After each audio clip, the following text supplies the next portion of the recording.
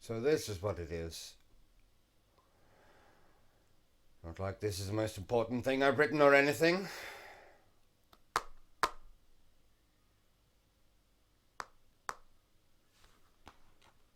Fuck. Fuck. Fuck. Fuck.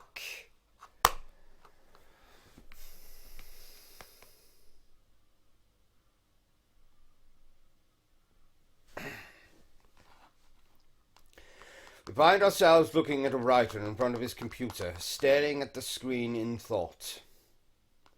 He looks very familiar. There's a gun just out of sight, though we never actually notice it until it is too late. This film will cover a few short hours in this writer's final day in this world.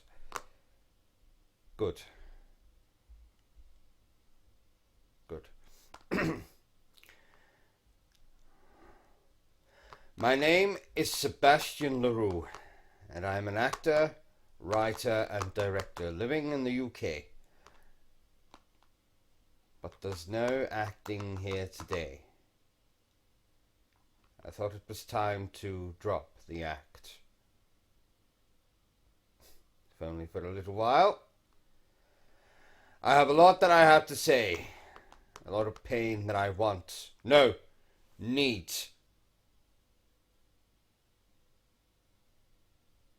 Need? No. I have a lot that I have to say. A lot of pain that I want. No. That I am asking you to indulge. Please. So here I am. Nothing more, nothing less. I'm hoping that after today you will understand me a little better.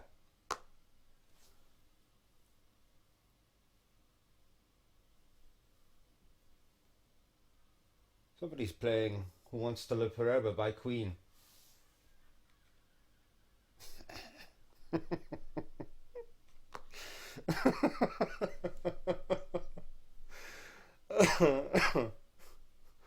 Yes. Where was I?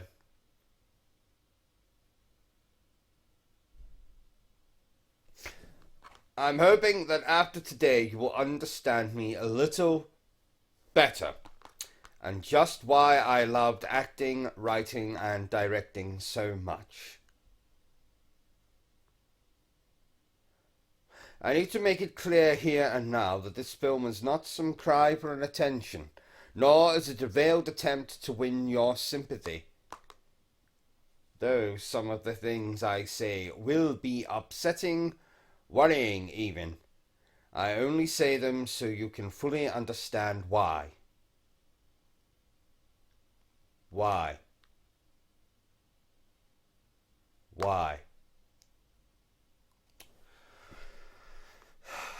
That shit. Why?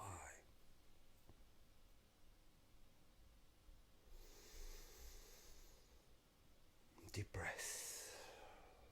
You can do this. You have to do this.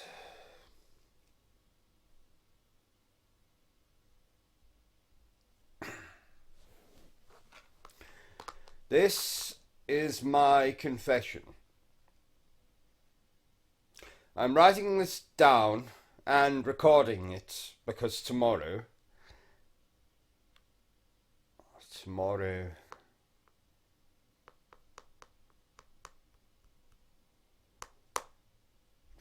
and tomorrow and tomorrow. Because tomorrow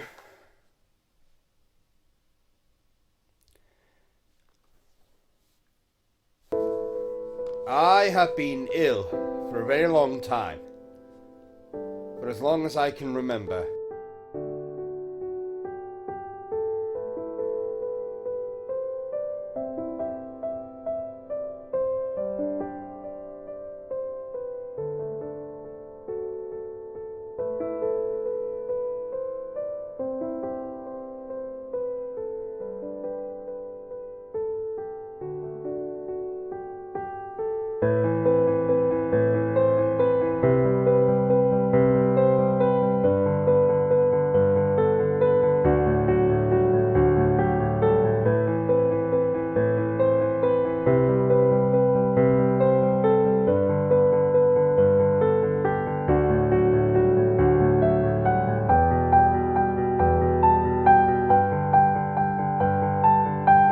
Shattered. That's what I am. There are all these bits and pieces of me. Different traits, different personalities, different strengths and weaknesses. Only by putting all the shards together can you get the full picture of just who I am.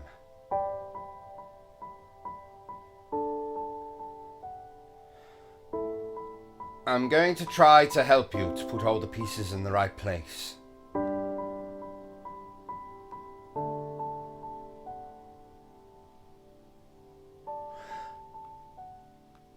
I'm also broken.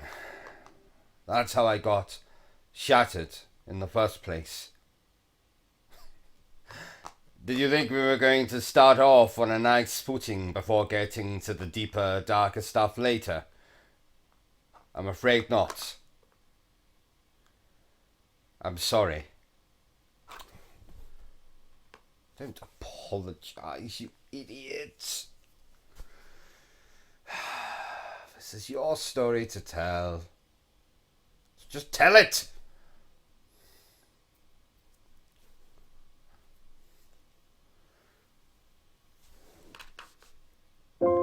I'm broken. I have been from a very young age. Be it the bullying, the self-loathing, the isolation, the misunderstandings, the frustration, the jealousy, the resentment, the pain, the horror, the rage. I am not where I should be at 34 years of age. I know. I look so much older, don't I? I should be a man in his prime with the world as his oyster. Instead, I'm overweight, graying. That's just the tip of the iceberg. I am not where I should be. I should be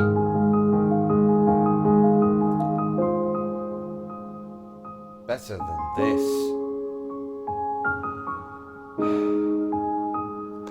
Parents tell their children that the world is a beautiful place created by God.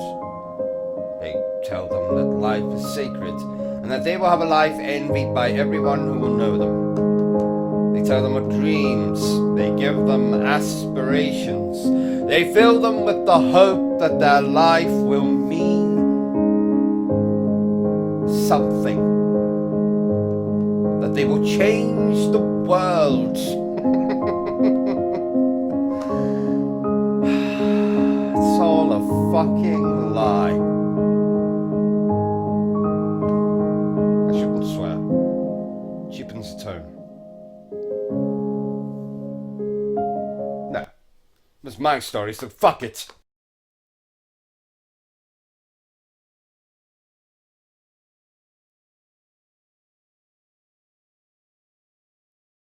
Let me tell you about my childhood. While we were all outside playing hide and seek, football, conkers, rounders, etc., I was inside, most likely barricaded in my bedroom, playing video games or watching films. What kind of films? Well, everything. Action, adventure, Disney, horror. Been a horror fanatic from a very young age. I think I first saw Boris Karloff's Frankenstein when I was just 4 years old. My love of the classic horror films would lead me in the preceding years to discover the science fiction films of the 50s. The films of Alfred Hitchcock, particularly Psycho. The zombie films of George A. Romero, and eventually my favorite subgenre of horror, the slasher film. It might also surprise you, but it won't, to know that my favorite holiday is Halloween. know that it is said that some dark corners of the world, that on All Hallows Eve, evil spirits of hell are set free upon the earth. How wrong they are. Don't they know that the evil spirits are already here? They've always been here. That's good, Seb. Very good. Films would keep me entertained until all hours of the day or night. But more important than that, they were a distraction. Though I had a sibling, I would more often than not, find myself alone. Guess that's where my loneliness began.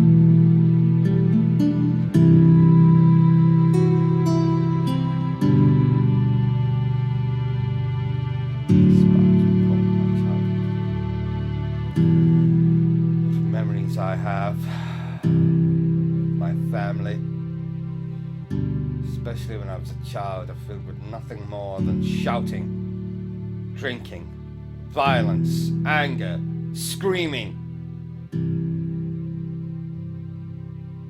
It's my world as a child. But let's not forget, the world is a beautiful place created by God. Parents tell us of dreams, give us aspirations, and sprinkle fucking pixie dust all over us.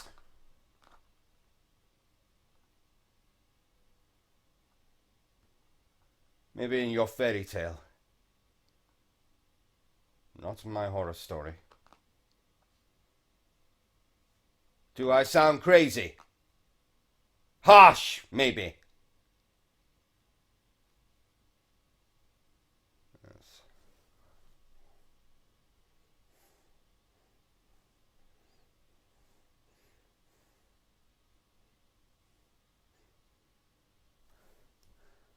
That sounds crazy, harsh.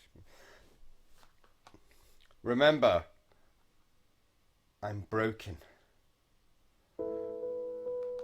Broken.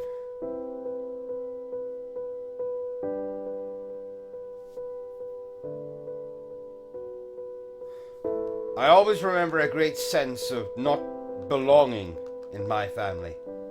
Everyone, particularly my extended family, was so different to me. And as cruel as it sounds, I would often find myself saying how I was glad to not belong to this family. I didn't particularly like many of them. I saw them as, well,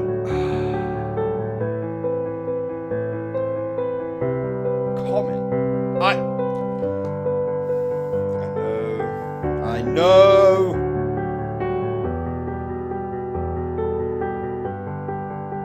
I know how it sounds.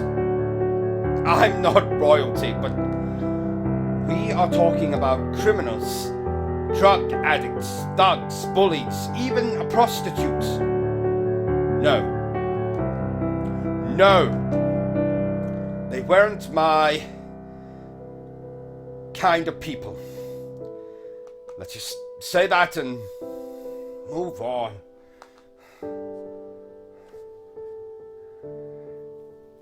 As a little aside, let me just say that all of the guilty party I have mentioned take absolutely nothing to do with me now. So, think of that what you will. Frankly, I'm... what's the word I used? Yes. Glad.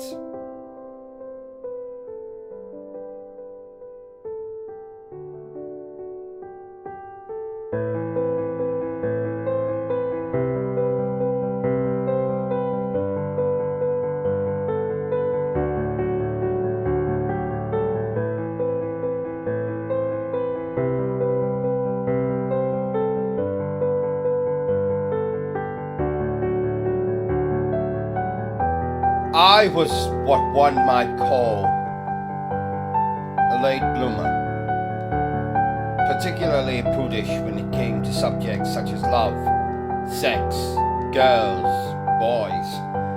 I never ever asked my parents about any of that. I just couldn't. Maybe I thought they wouldn't care. Maybe I thought they wouldn't understand. So I learned most of, if not all, I know now from watching films. Secluded like a hermit in my bedroom, I discovered love, hate, lust, vengeance, all kinds of human emotions from watching films and playing video games. They all inspired me. They all taught me lessons about life that I carry even now. Everyone says their mum or their dad was their hero. For me, films, and more importantly, actors, were my role models. They were my heroes. They would hold me when I was sad. They would lift me up when I was feeling low. They understood me more than anyone in my reality. Does that sound pathetic? Maybe, but it's true. I knew from an early age that I wanted to be an actor. And at the age of 7, after hearing Andrew Lloyd Webber's The Phantom of the Opera for the first time, I knew it was my destiny to be on stage. Not only to act, but to write and stage my own plays and musicals. It consumed me instantly. I could be my own Frankenstein, in a sense. Create something with my own 2 hands and unleash it onto the world. In 2009, I wrote and staged my first creation, The Blood of Dracula. In the distant land of Transylvania, a great evil is waiting to be unleashed upon this world. He has wandered the centuries alone, waiting for his stolen love to return to him. The waiting will soon be at an end, and Dracula will be unleashed upon the world to appease his appetite for blood. I remember seeing the horror of Dracula as a child. For those unfamiliar with this version, it was the 1958 remake from Hammer Horror, starring Christopher Lee and Peter Cushing, 2 of my aforementioned role models. It was an experience I will never forget. It was a dark, erotic, gothic film, filled with as much set pieces as it was blood. I'll never forget the climax, with Van Helsing running along a dining table and tearing the curtains down to expose his nemesis Dracula to the rays of the morning sun. Spectacular. When it came to my own version, I wanted to bring the spirit of the best vampire films to the stage, to create something gothic, frightening, romantic, exciting. Essentially, my goal with this musical was to make the audience feel what I felt when I first saw the Dracula films of Universal and Hammer Horror. Frightened, excited, and create an unquestionable thirst for blood.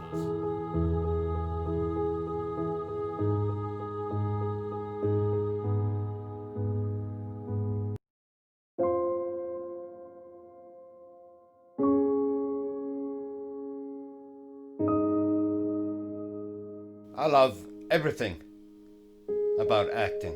From applying the makeup, to putting on the costume, to the performance itself. But what I love most of all, above anything else, is simply being someone else for a little while. Leaving ugly, sad, pathetic Sebastian behind. Through acting, I could be brave and heroic. I could save the world. I could get the girl. I could be handsome. I could rule the universe. I could be whatever I wanted to be. As long as I didn't have to be me. Over the years, I played everything. From lieutenants to demented madmen to villains to accident-prone detectives. Insane, gay, straight. But what I have gravitated to more than anything is comedic roles. Comedy is something I like to think I have a knack for. I love making people laugh. I've done since school. In fact, I remember one girl in particular, a girl I loved deeply but sadly did not return my affection.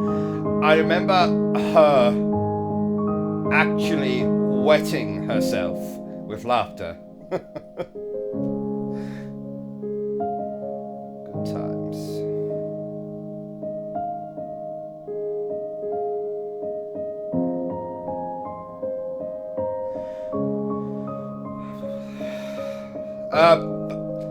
But it's never me being funny. Sure, he might look a lot like me. He might have the same bad haircut or walk with that odd walk I have, but it's not me. It's never been me. Not the real me. Comedy, like so much in my life, is a guard, a mask, to keep people from seeing the pain I feel inside. Inside, I'm a scared child. A man consumed with anxiety and depression. A man who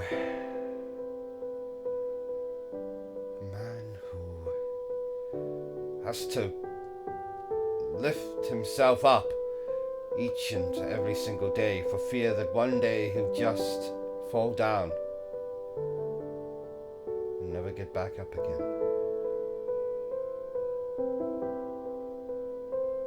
I've had massive highs and crashing lows. There have been days I couldn't wait to wake up and go rehearse or play video games or whatever. And other days I haven't wanted to wake up at all. Broken. Remember?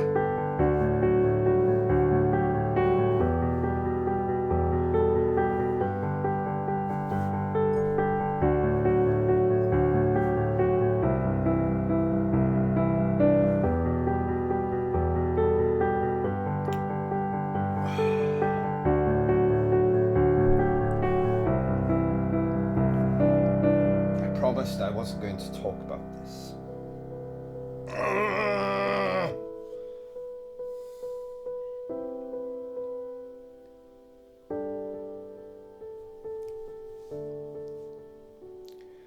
Fuck it.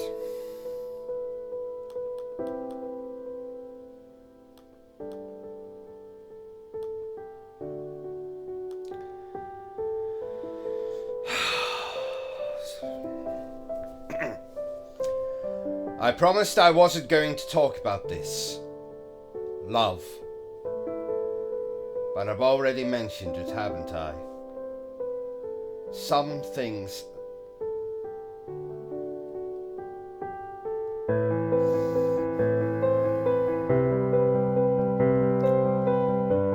Some things are just too painful.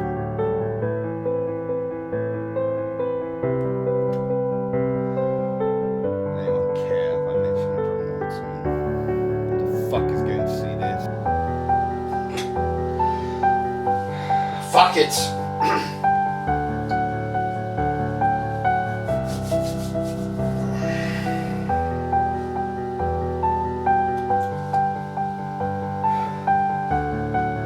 I mentioned being in love before. Love. strange thing, isn't it? Can't see it, can't touch it, but you can feel it. I can feel it. I have felt it. The first time was at high school. I won't say her name. The girl consumed me. So I was like,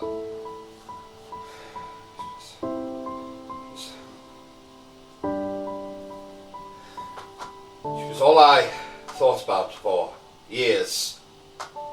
You might say I fell.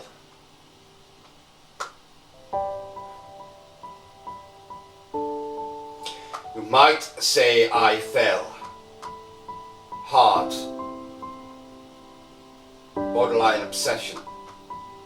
My first ever sexual experience was over that girl.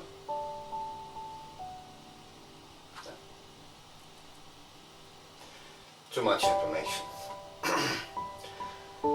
We were best friends. How things change over time. How things change once school is over.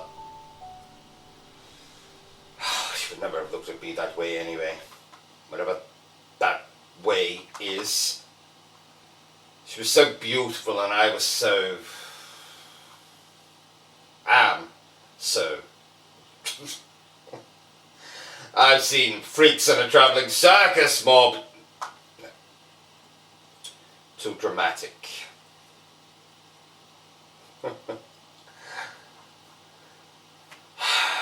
Suffice to say, that little love story did not have a happy ending. In fact, if she saw me on the street, I don't think she would even stop to say hello. Best friends.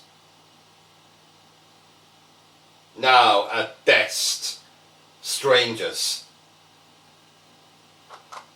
She got married a few years back. Good for some. Jealousy, remember? There was another girl. Years later. God, I loved her so much.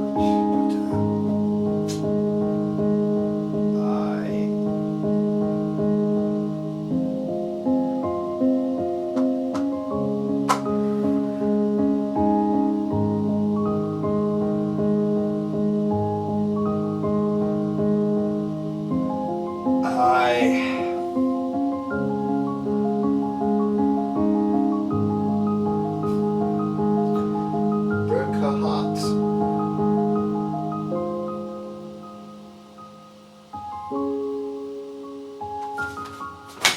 Can't do this. No!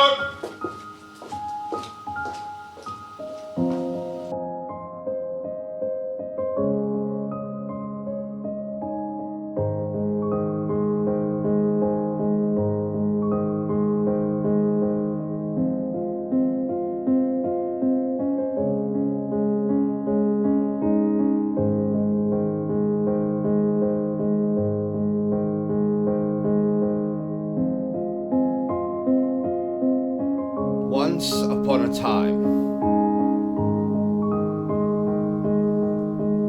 a young, some might have said handsome actor met a beautiful actress.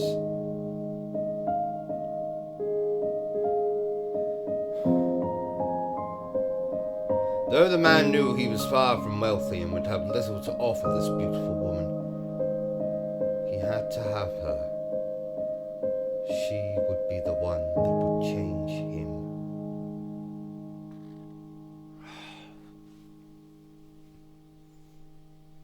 No.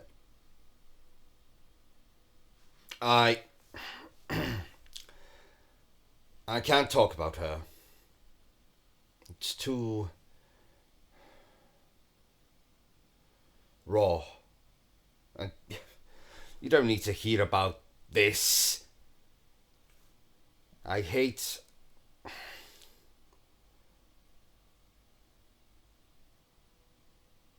if she saw this, and I just...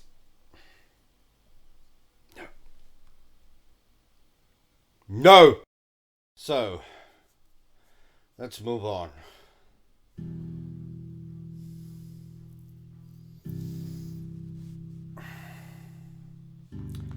At 34 years old, shouldn't I be married by now?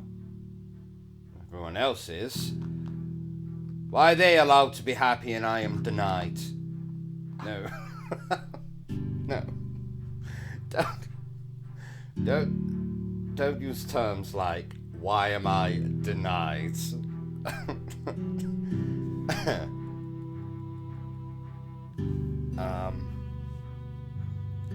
At 34 years old, most people are married and have children, though I've never wanted to be a father. I find children a nuisance. Better seen than heard. They are damn noisy, especially when they are infants. Their crying causes my ears to bleed.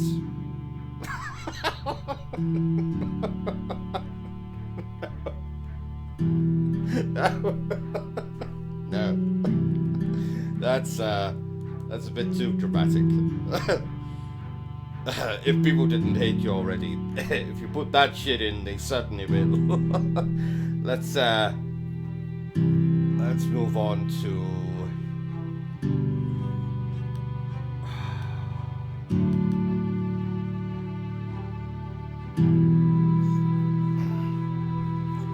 I've never believed in God, but if heaven exists for me, it is acting, writing, performing. But often to find our heaven, we must go through hell. Whether that hell is self-inflicted or as a result of no support from anyone. Anyone who my pathetic 34 years on this dreadful planet, well, that's up to you to decide. I'm inclined to blame myself first and foremost. I have what can be described as a love-hate relationship with myself. It's something that started when I was very young. I always wanted to be different, be it wearing different clothes from everyone else or styling my hair the way I liked it, to even speaking differently. No matter what I did, I always found ways of disappointing myself. Whenever something would go wrong in my life, it was always my fault. When anything would go right, I would call it luck. And lacking the courage to lash out at others, I instead directed all that rage and resentment upon myself.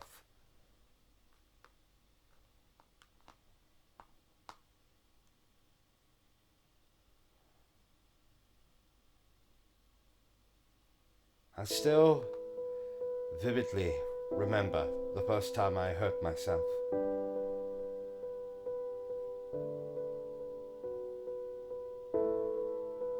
There were voices in my head telling me that I was weak, that I'd never succeed. In later years, I would turn to alcohol when this happened, but being young, angry, stupid, I picked up the first thing to hand. A pair of scissors, light as a feather in my hand, almost like they belonged there. I took those scissors and I just scratched, cut. I knew I couldn't stop until the voices did, until the pain was so intense that I would pass out. From that moment on, whenever I became frustrated or or troubled, I had the scissors in my hands. Call me dramatic or an attention seeker if you want, but I did fuck all. Voices are still there, even today. All the doubts, hurt, everything I was feeling. If I was attention seeking, then I wasn't very good at it.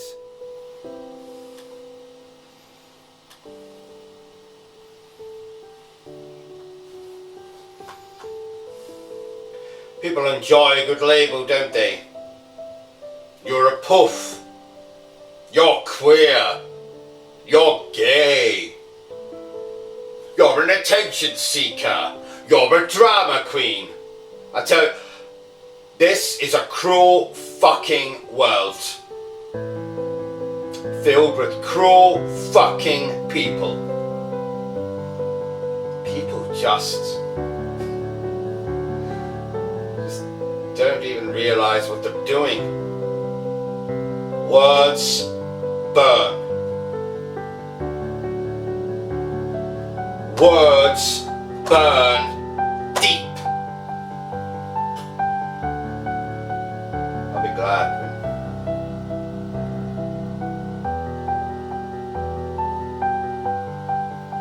Just be glad.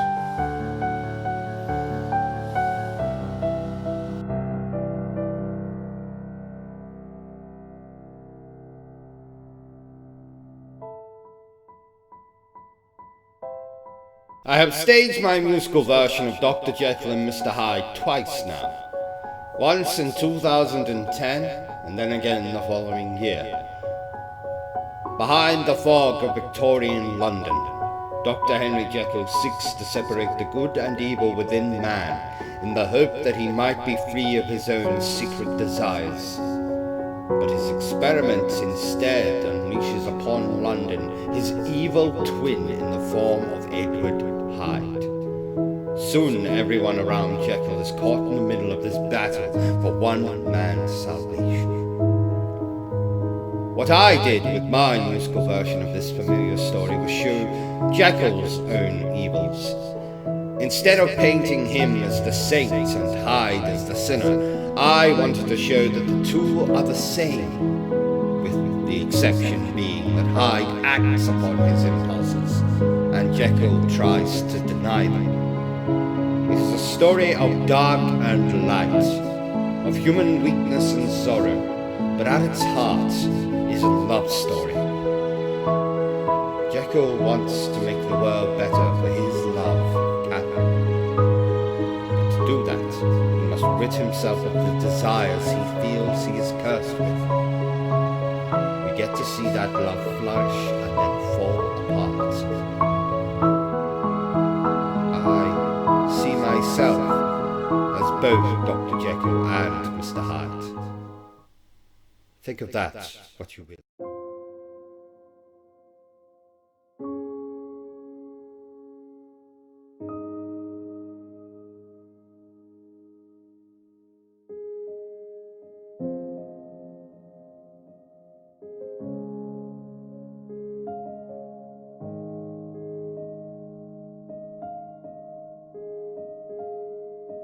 When I didn't like being me, I would just start writing or stage a new show, and I could be someone else.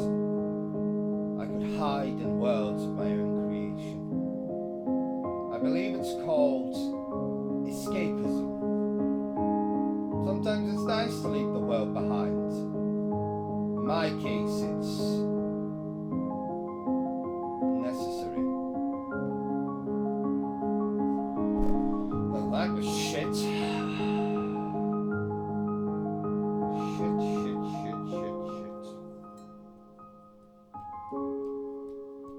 You've always been such a shitty writer. Oh, yes, voice in my head. Yes, I have. At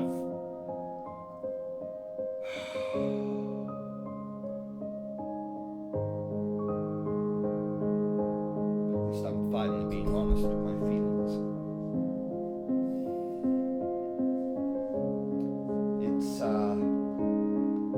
difficult to trust an actor.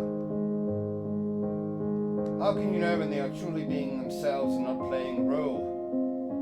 I can make an audience laugh. I can make them cry. I can make them hate me. I can make them... I can even make them love me. But they don't.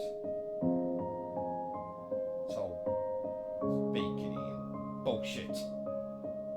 Hell, I barely have an audience to love me. A few people here and there in an auditorium that seats 400. Oh! And you might think that my audience would be packed with friends and family. A few stragglers here and there. Oh, do I sound bitter? That's not my intention. My fucking intention.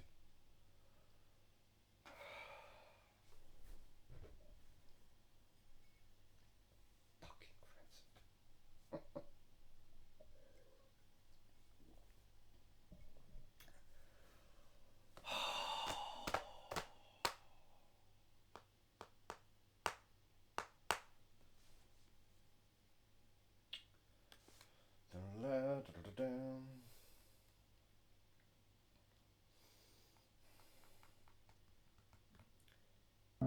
For as long as I can remember, I've had this compulsion to lock myself away from the outside world. My self-loathing wasn't bad enough, I was also scared of everything around me. Everyone was a threat and anything could hurt or scare or torture or mutilate me.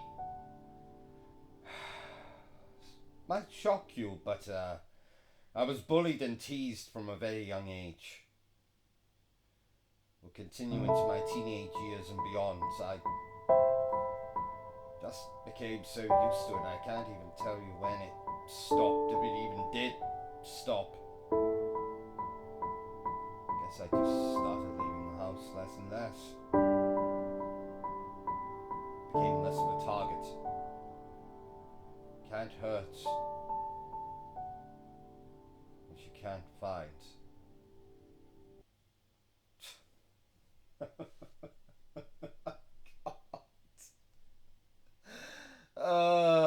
I'm making it sound like I was completely alone in the world, like I didn't have any friends. Of course I had friends. In fact, my best friend,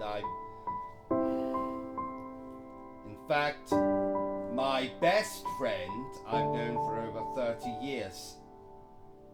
And I made many more over the years, be it at school or in one of my shows. Well, then where are they all? Maybe you didn't hear me when I said I had friends. No one sticks around. Bigger and better things. Bigger fish to fry and other bullshit metaphors.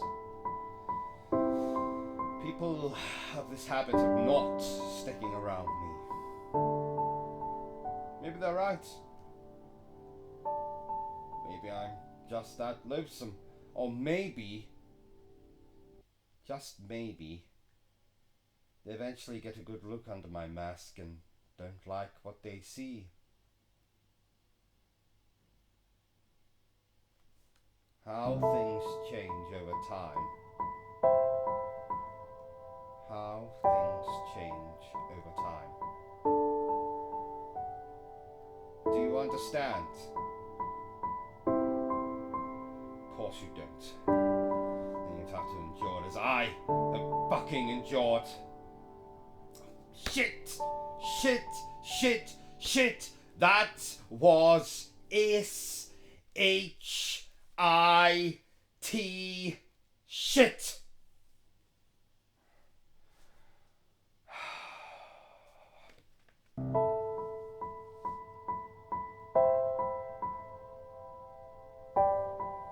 I'm very sick. Have been forever.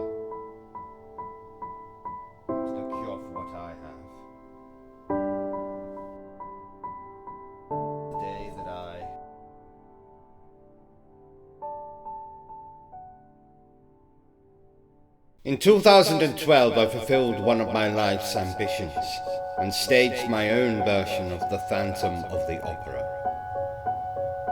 They say that he lives in the cellars of the opera. They say that he has a death's head and fire for eyes.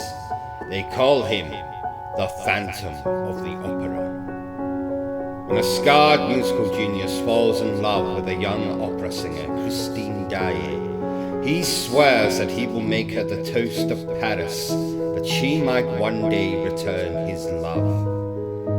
It is a tale of obsession, sorrow, betrayal, murder and mayhem. But essentially, it is a tale of love. Can a monster be loved for what lies within? Or will he always be the Phantom of the Opera? The first film version of Phantom was made by Universal in 1925 and starred Lon Chaney, the man of 1,000 faces. This was my first taste of the story, and ultimately what made me fall in love with it. Shortly after, I read Gaston Leroux's novel and was amazed how close the Chaney film was to the source material. It was a perfect mix of mystery, romance, tragedy and horror that was sadly lacking from subsequent film versions. The story has been adapted time and time again for the stage, but this never intimidated me, partly because I knew that my version was going to be a very different thing to anything that had come before, and I could not see any reason why an audience would not go for a new, interesting version of the story, albeit a much darker one. My intention was always to go back to the Chaney film, back to Leroux's novel, which essentially is a horror story. In my version, I delved into the darker overtones of the Phantom's love for Christine. It's a love that gives way to lust, desire. It is a desire that leads to obsession, and inevitably, the Phantom's deformity is not just skin deep. It burns into his soul, making him a monster, no longer a man. But I hope that my version played on the audience's emotions, made them feel pity for my Phantom. The Phantom of the Opera, at its heart, is about acceptance, being loved for what we are, not necessarily what we appear to be. It is all we can ask for in life. What the hell was that?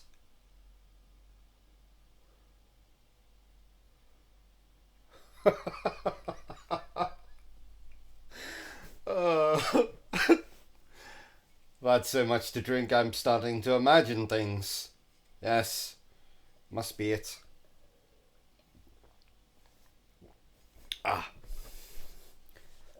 The best friend I mentioned before.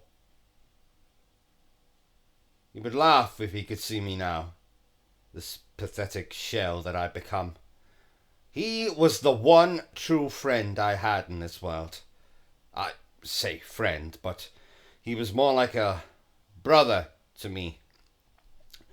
We would spend many a dark night drinking and causing mischief.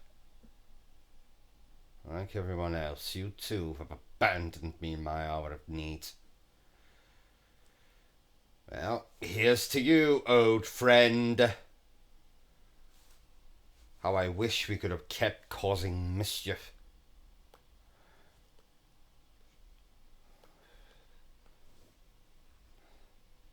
It occurs to me how little I've mentioned my parents. Honestly, it would be such a waste of words. Everything I wanted to do was a fantasy, unrealistic. They even stopped to consider my dreams, my aspirations. No. They mocked me because I wanted to be different. Not anymore, I bet. But they think I've let them down.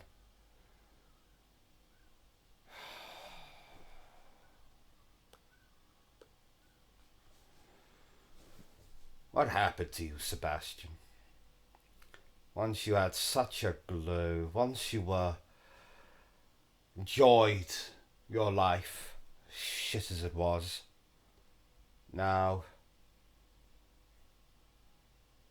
got such darkness. You're destined for heaven, and instead you're rambling on like a man on his way to hell, I suppose.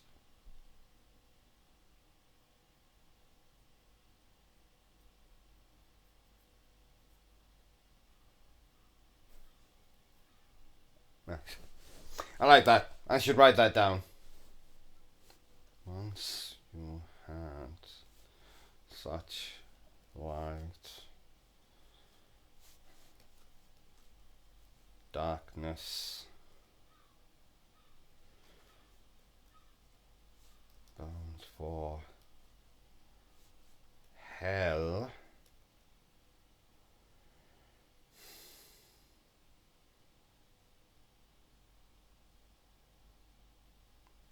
There's just one thing I want from my life. Something so trivial to most, but all I think about these days. It's the one thing that consumes me more than anything. Just one thing that makes me feel worthless every single fucking day. It's just one thing. One little thing. I want my shows to be a success. More importantly, I just want the people that supposedly love me to tell me that they are proud of my achievements. What I do is up there with the best London or Broadway could offer. When I hear that,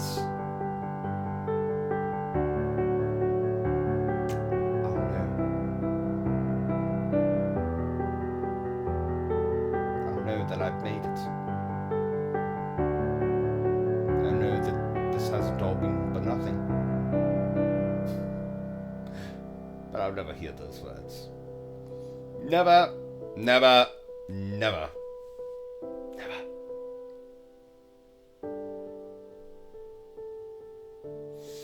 It's almost time.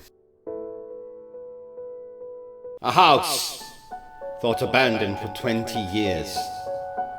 A house where a depraved serial killer was tracked and killed. A house bought by the Johnson family. A young man found in the basement after all these years, his face carved with a hideous grin. A man brought back into society who falls in love with the family's daughter. When the Clown Laughs, it's a cross between Beauty and the Beast and the films of Dario Argento. A love story with a tragic and deformed protagonist. When the Clown Laughs is a story of acceptance, deformity, and above all, love. These are all themes we can relate to. We have all, at one point in our lives, been in love. We all crave acceptance. I've been fighting for it my entire life. Deformity is often not just skin deep, but often found inside. There are monsters in this world. With Clown, I wanted to write something about the evil found in our homes, in our towns. Our lead protagonist is a young man deformed by his father, a depraved serial killer. All he wants is to be loved and accepted. But the tragedy of the story, and I suppose its biggest question is, can evil be passed down from father to son?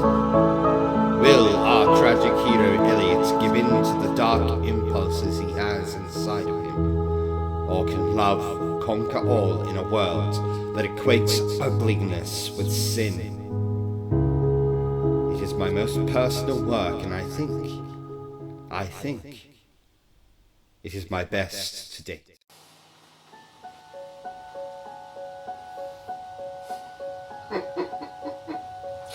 But what does it fucking matter if no one appreciates your work?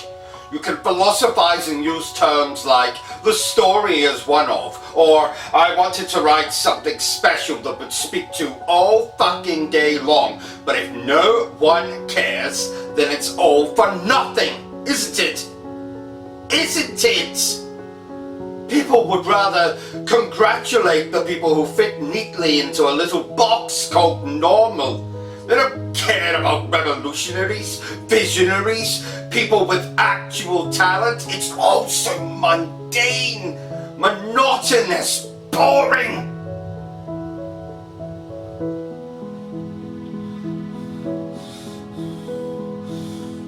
I don't want any fucking part of it. This is my confession. I am writing and recording this because tomorrow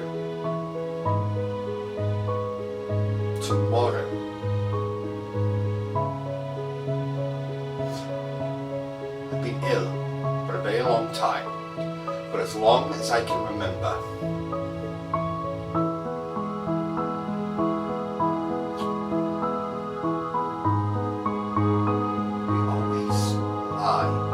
Ourselves.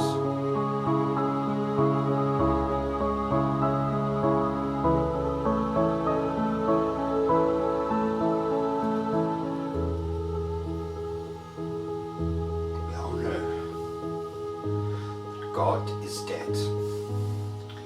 The world is a cruel, unforgiving place. It's filled with small people going about their small lives. Everything we do, eat, shit, sleep, make love, kill, spend, it's all small talk. Something to do to pass the time until the Reaper comes calling. Everything I have ever known, everything that I am, has come crashing down. Friends gone, dreams unfulfilled, completely and utterly alone.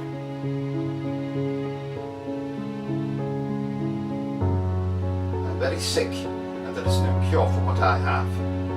It will be with me until I lie stinking in the earth.